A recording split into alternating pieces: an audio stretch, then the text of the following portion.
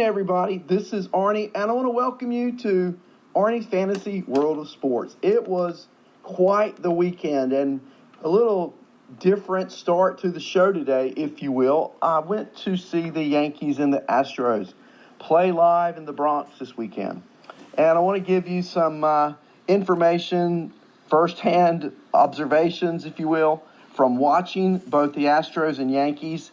And first thing, I think, to even the field, a little while back, the Yankees went to Houston, and Houston sweeps the Yankees. At the time, Houston had a full complement of players, minus Jordan Alvarez, who's now up with the club, who we'll talk about in just a moment.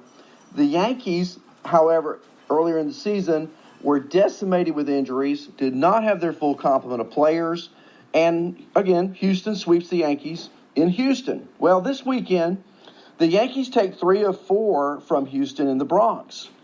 And Houston came in riding a 3-game losing streak against Cincinnati. They lose the first 3 to the Yankees and salvage game 4 yesterday. But you've got to remember, the Astros are now without George Springer. They're without Carlos Correa. This is not your typical Houston Astros squad coming in to invade the Bronx over the weekend. So I don't know that you can make a whole lot out of either series as regular season series as we look towards playoffs. I do know that there were some players that I watched. I want to share those with you who I think really impressed me. Watching them in person, so much better than reading a box score. First of all, let's talk about the Astros. One player, he's a fantasy king, really, isn't he? Jose Altuve. He was heating up over the weekend. Okay, Friday night he went 3 for 4. Saturday only 1 for 5, but yesterday he's 2 for 5. He hit a double. He hit a home run. Drove in that run. Scored 2 runs. Altuve seemed to be more on top of it yesterday. Now, albeit he was facing J.A. Happ, who did not have good stuff yesterday. But a tuned-in Altuve at the top of that Astro lineup, that's going to be trouble for other American League teams, no doubt about it. Another player that impressed me for Houston over the weekend was Reddick. Reddick played a really good 2 games. Saturday, he was 1 for 3. He had a home run off of Tanaka. Yesterday, 2 for 4. His season line now, he's up to 297 with 9 home runs, 28 runs batted in, 4 stolen bases. Reddick looked like he, comfortable at the plate, good knowledge of the strike zone, good power when he hit the ball, struck the ball hard, barreled the ball up. He looks like he's going to be one who's going to stick around in that lineup. And I say that to get to a point, Houston has these rookies, and they want to call them up. They've obviously already called up Alvarez, and Alvarez has had quite the season so far. He's had 7 home runs in only 12 games. Hey, it's just going to be tough for Kyle Tucker to get into this lineup. White yesterday, and I have maligned White all year long, but he comes up yesterday. He hits a grand slam home run for the Astros and seems to be, of late, he's hitting about 333 over the last 20 games. So he's looking to solidify his position. Alvarez is a keeper. Alvarez, wow, he on Saturday night hits a bomb. He went 2 for 5, 3 RBIs yesterday off of the left-hander, J. Happ, a mammoth home run down the right field line. His second home run in 2 days. He had 2 RBIs. In the 2 games I saw, he went 4 for 10 with 2 home runs and 5 RBIs. 7 home runs in 12 games.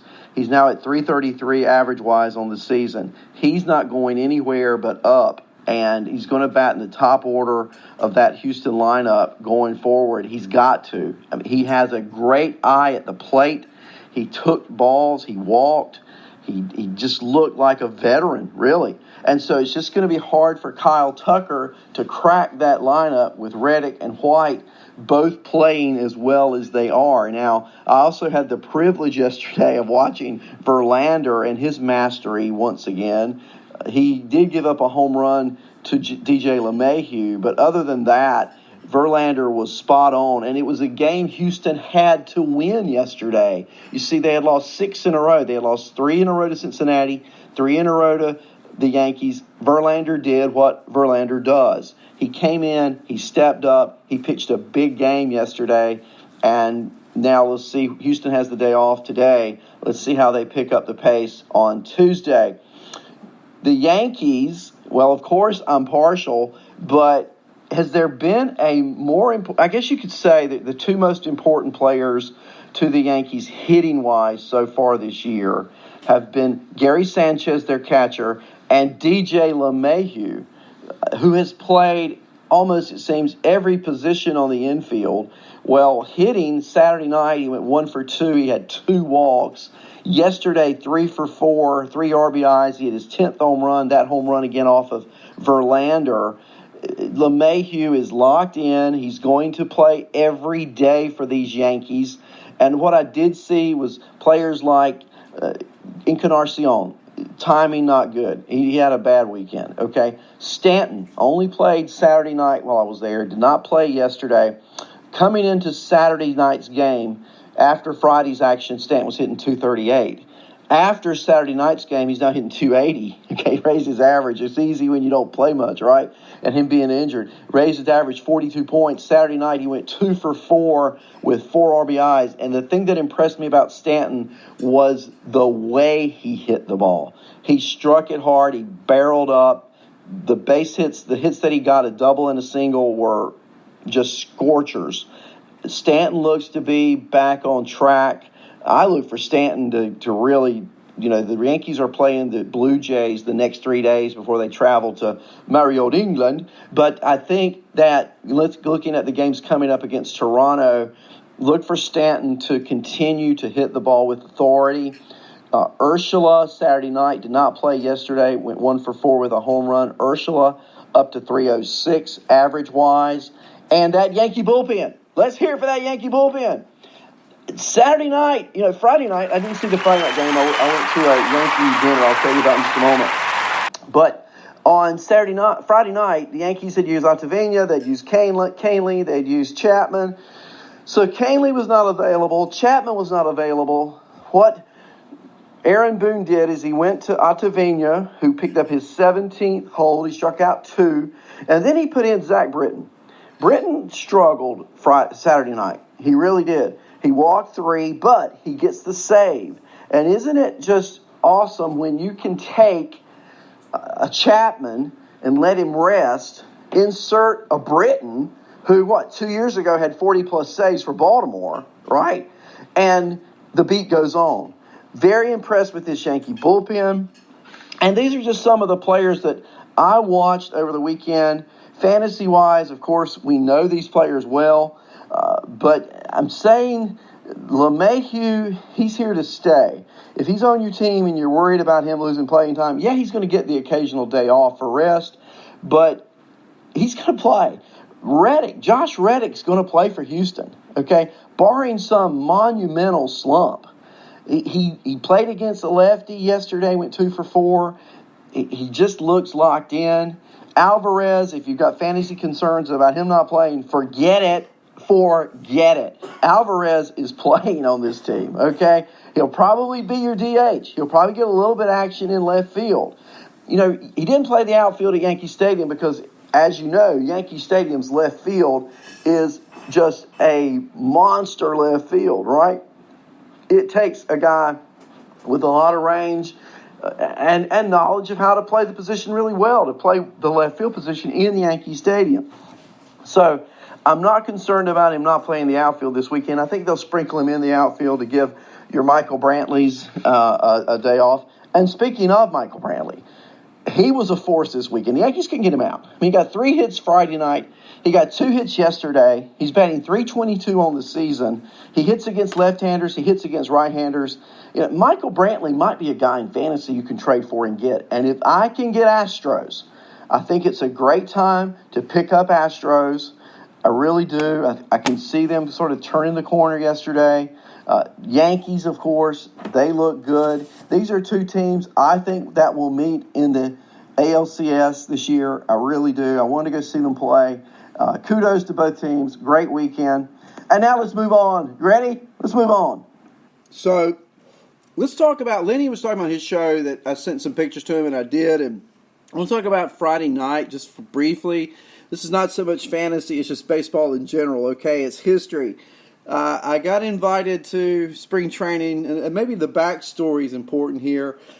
Probably, 20 years ago, I'm watching the Yes Network on satellite television. In North Carolina, we don't get to watch things like that very often. Not even the Yes Network then. It was probably MSG because the Yes Network hadn't been created yet. At any rate, I saw a commercial, and it was advertising for the New York Yankee Fantasy Camp. And if you're 30 years or older, you can go and play baseball and rub elbows and all that with the Yankees, mostly retired Yankees. We may send in a current player now and then. So I went. Well, 15 fantasy camps later, I guess you can say I loved it, right? I became friends with these guys. And so now I get invited to reunions such as OldTimers Day. And this weekend was classic. I did send Lenny some pictures, and Lenny will talk about just a few of the guys that you mentioned earlier. And some of these guys are on up there in age. That's right. First of all, the oldest living Yankee was there yesterday. Do you know who the oldest living Yankee is, by the way? And before I answer that question, good morning to Andrea. It's great to have you back from the West Coast. And good morning to DK Lush, and you're welcome for those pictures. Just sharing it with you. Others in the chat room this morning, Beer Man, Calorona, Cyclonus, Cam, Dirty EC, again, DK Lush, Donkey Okie, good morning. And Divda Bizzle, I guess again, I'm horrible at pronunciations on that. George Hushman's with us this morning.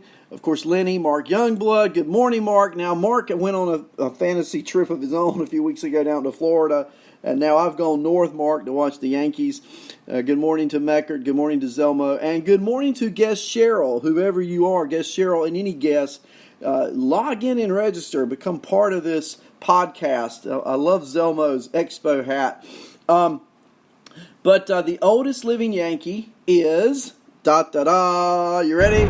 Dr. Bobby Brown. Dr. Bobby Brown is 95 years old. He made his New York Yankee debut in 1946. He was playing baseball for the Yankees 20 years before I was born. Okay, you're loving that. Don Larson. I sent Lenny a picture of Don Larson, and Lenny said earlier he didn't recognize him. And I get it, Lenny. Don Larson uses a walker now, majority of the time, to get around. But he does get around. And Don goes to these Yankee events, always gracious, signs autographs, signs baseballs. He always inscribes World Series perfect game, 10/8/56. That's the date of his perfect game. Great to see the Dr. Bobby Browns, the Don Larsons, those 40s and 50s Yankees players. There just aren't many left, guys. And so it's really a treat to sit down and conversate with those guys. Think about who they played with. Think about the games they saw. These were guys who probably saw Babe Ruth play live. Okay? We only see the black and white clips, but they saw it live. It's also a chance to sit down and hear stories. And I've got to tell you a couple of stories. Probably one of the highlights of Friday night at this dinner, that reception we went to, was conversations I had with Lou Piniella and Brian Doyle. My brother went with me, and Kevin and I were able to sit and ask questions and talk and laugh and those things. But the stories Lou Piniella and Brian Doyle told about the 1978 Yankee team, priceless. I'm telling you, priceless. Let me share a couple with you. Lou Piniella, for those of you who know, he was the 1969 Rookie of the Year. And Kansas City, who we played for as Rookie of the Year, trades Lou Piniella in the early 70s to the Yankees, right after Steinbrenner bought the team in 1973. And so Lou told the story that he went